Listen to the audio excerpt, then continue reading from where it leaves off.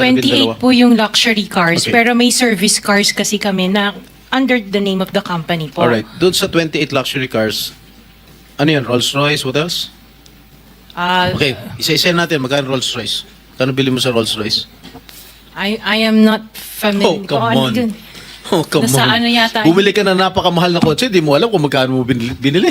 No, I know the price. Oh, yeah. Oh, tell us, pero tell us. ano, we did not buy this on a cash basis. Parang Oh, so, installment na how siya. much is the Rolls-Royce? So the Rolls Royce was around parang 42. Sana all. 42 million. Rolls-Royce, isang kotse lang yun. What else? The Maybach. Maybach, Mercedes. How much? Parang nasa 22. Oh, ano pa? Yung Bentley, Bentley. Wow, magkano yung Bentley mo? 20. You purchased this brand new, all brand new. Yes po. All right. Ilang Bentley? Isa lang Oh, po. what else?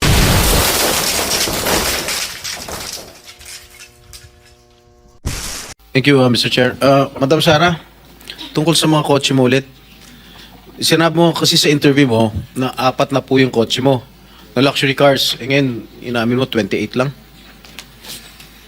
Ano nangyari sa 28 po yung luxury cars, Okay. pero may service cars kasi kami na under the name of the company po. Alright. Doon sa 28 luxury cars, ano yan? Rolls-Royce? What else? Okay. Isa-isa natin. Magkano Rolls-Royce? Kano bili mo sa Rolls-Royce? I am not familiar. Oh, come kung ano on. dun. Oh, come Nasa on. ano yata- Bumili ka na napakamahal na kotse, di mo alam kung magkano mo binili. No, I know the price. yeah. Oh, tell us, pero tell us. ano, we did not buy this on a cash basis. Parang Oh, so, installment na how siya. much is the Rolls-Royce? So the Rolls Royce was around parang 42. 42 million. Rolls-Royce, isang kotse lang yun. What else? The Maybach. Maybach, Mercedes. How much? Parang nasa 22. Parang ganun. 22 million. How Pwede many pa Maybachs? natin pakita yung screen. Just Kami one. hindi nakakaalam ng kotse na hindi namin malaman One. kung ano yung pinagsasabi ninyo. Kayo siguro nagkakaintindihan kayo pero kami ni Senator Erwin hindi kami masyadong... para malaman namin ano ba itsura ng pinag-uusapan Maybach is natin. Mercedes, right? Oh, ilan ang Maybach mo? Meron bang... Isa lang po. Oh, ano pa? Yung Bentley, Bentley. Wow, magkano yung Bentley mo? 20. You purchased this brand new, all brand new. Yes po. All right. Ilang Bentley? Isa lang Oh, po. what else? Yung G63. What is that?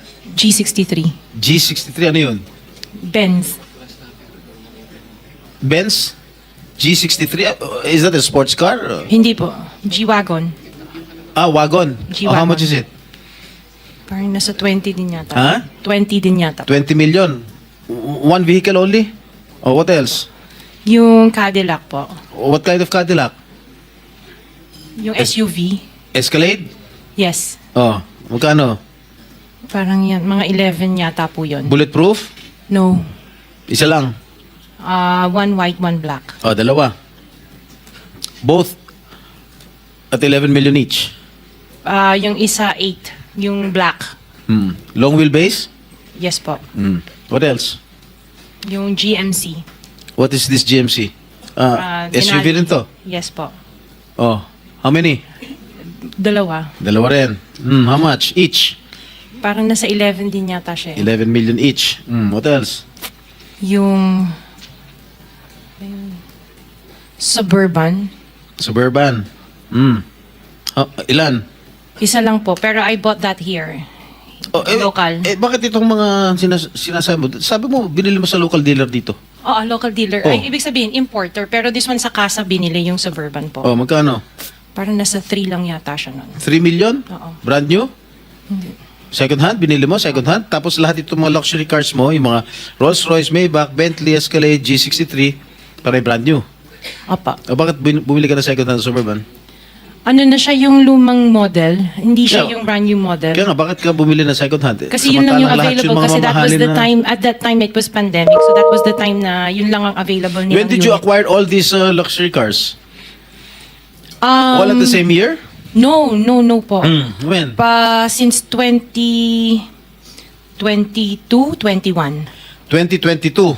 May 2021 pa po. 2021. So ilang beses ka bumili ng kotse sa isang taon? Minsan sa isang taon, isa, or kaya minsan tatlo yung iba. Luxury. Opo. Kailan ka natuwa roon sa payong ng Rolls Royce?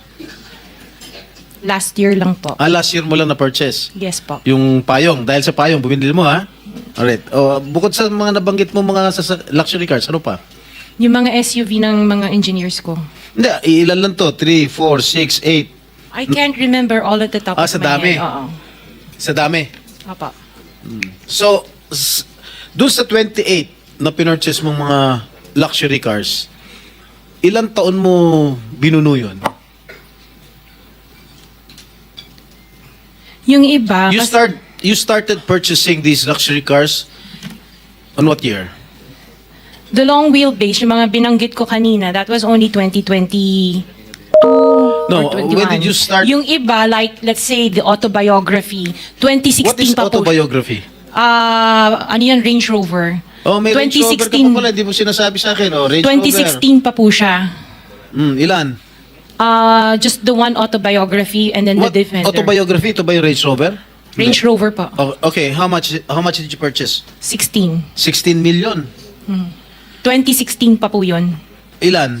Isa lang po siya. What else aside from Range Rover? Sabi mo? Defender. Defender, ano siya? Range Rover. Range Rover din.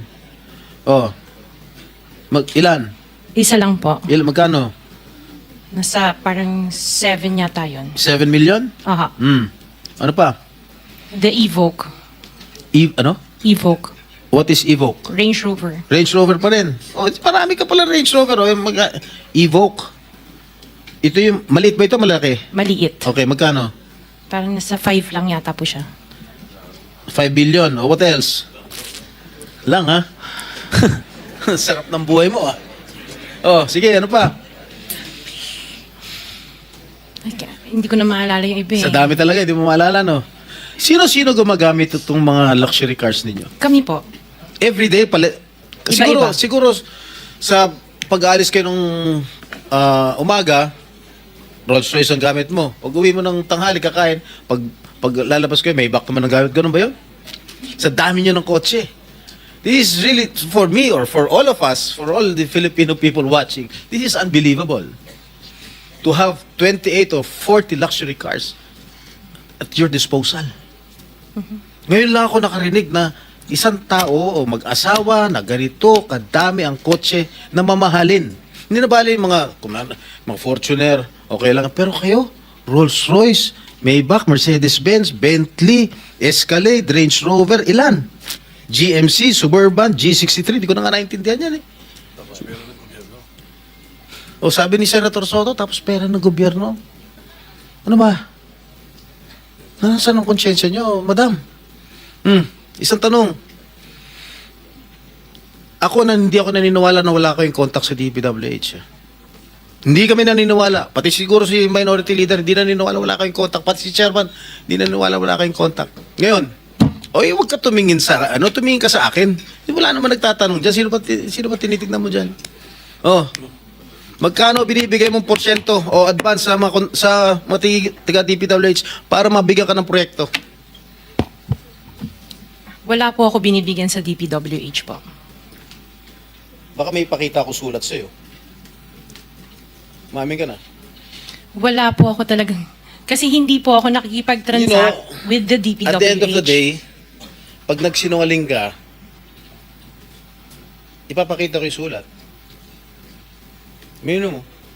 Di ba umabot hanggang 40%? Wala po ako, sa DPWH wala po akong Sige. kausap talaga.